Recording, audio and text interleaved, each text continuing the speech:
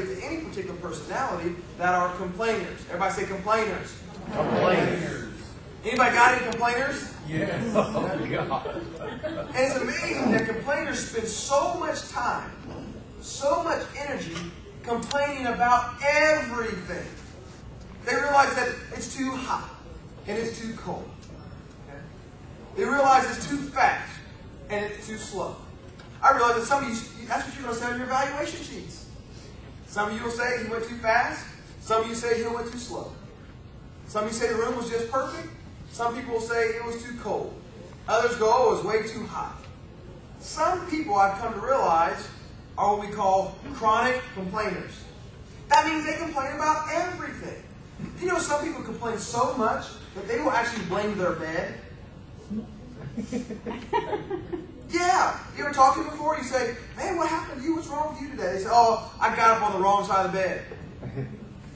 They blame their bed for them being negative. Just tell them, listen, get your car, drive back home, jump into bed, roll out on the other side. And start over again, right?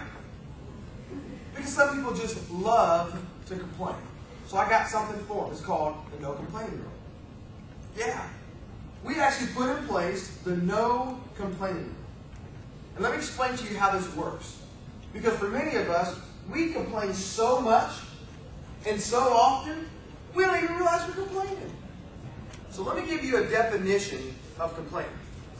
It's any time that I am having a conversation with somebody else about something that I dislike, and they cannot impact or influence the outcome. In other words, they can't do anything about it. So why am I having a conversation with them? Everybody say time out. Time out. That's because you're complaining. That's the only reason why we're doing that. We're complaining. Now, the second piece of the definition is this. When I finally take it to the decision maker, somebody that can impact or influence the decision, now it's, ask yourself this question. Am I offering any solutions? Because if you're not offering solutions, you're not problem solving. All you're doing is complaining. Everybody say complaining. Complaining. So now all we're doing is complaining. And what happens when we complain? We use all of our energy, all of our excitement, all of our enthusiasm on complaints. Matter of fact, you know what I call those people? Mojo vampires. Oh yeah.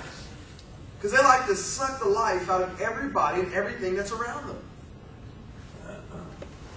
And here's the worst part about Mojo vampires, because it takes one to influence the second one, to the third one, the fourth one, and the fifth one. Before you know it, you've got a whole pod.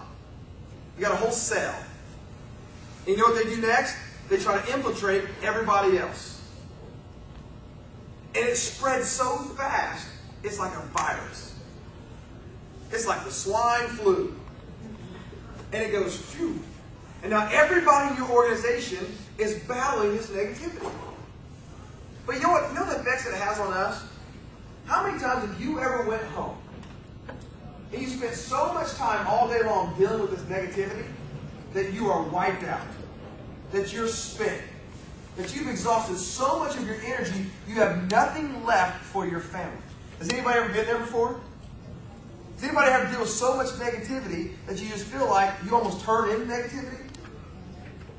See, the challenge for us is to invoke the no complaining rule. Now, here's what's difficult about no complaining. It starts with you. It starts with each and every one of you. Because it's real easy to sit here today in the comforts of these chairs in this conference room and go, oh yeah, I got all those complainers. But how many days can you go without complaining? Or better yet, how many hours can you go without complaining?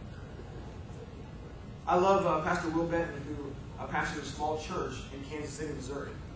Because what he did was he challenged his whole congregation to go one day without complaining. Then 1 week, 2 weeks, 3 weeks, and ultimately he wanted to see if they could go 21 days without complaining. Why 21 days? All right, 21 days creates a brand new habit. But see, some of us can't get past day one. On my Facebook, I challenged a bunch of people in the Mojo Club to go one day without complaining. And then day 2 and day 3. But see, here's how it starts with us.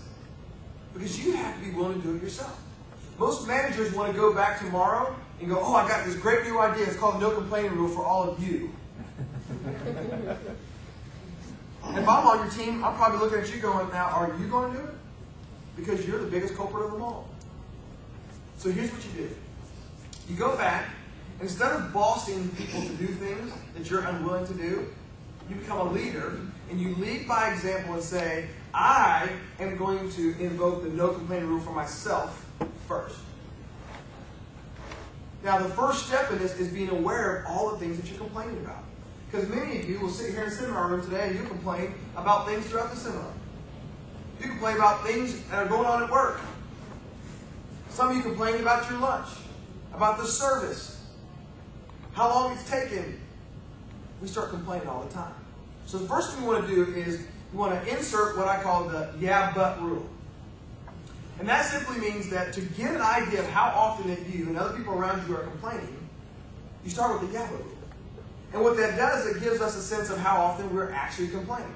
So here's what I would do, John. I would say, anytime I've heard or caught John being negative, I would say, he was right in the middle of a sentence. He's like, man, this waiter, he's taken so much time to get my food back to me.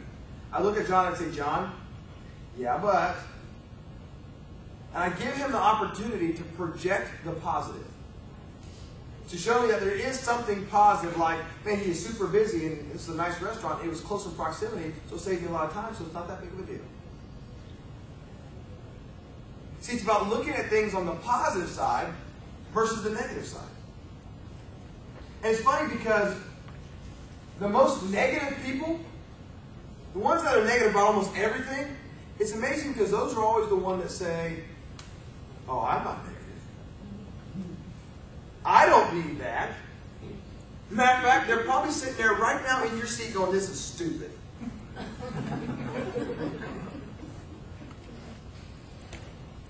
So you go back and you say, listen, anytime any of you catch me saying something negative, just look at me and say, Travis, yeah, but. And then I'm going to project the positive.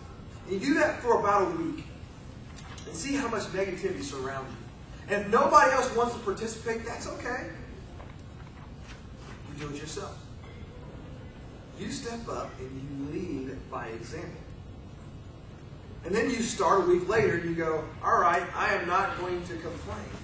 And you constantly work on not complaining. Now, you could go to a complaintfreeworld.org and you can get little purple bracelets for you and your organization that say no complaining rule. And if you're going to do that, I think that's cool, that's great. But I would start with me first. I put mine on and say, anybody else that wants to do it, great. Now, I know some of you are thinking to yourselves, yeah, but I can't change all of them. I mean, that's great if I change me, I can be the most positive person, but that doesn't fix everything. Let me help you out. You have to understand that if you're going to be a leader and you're going to deal with negativity, your positive energy has to be greater than their negative energy. Your positive attitude has to be more powerful than their negative attitude.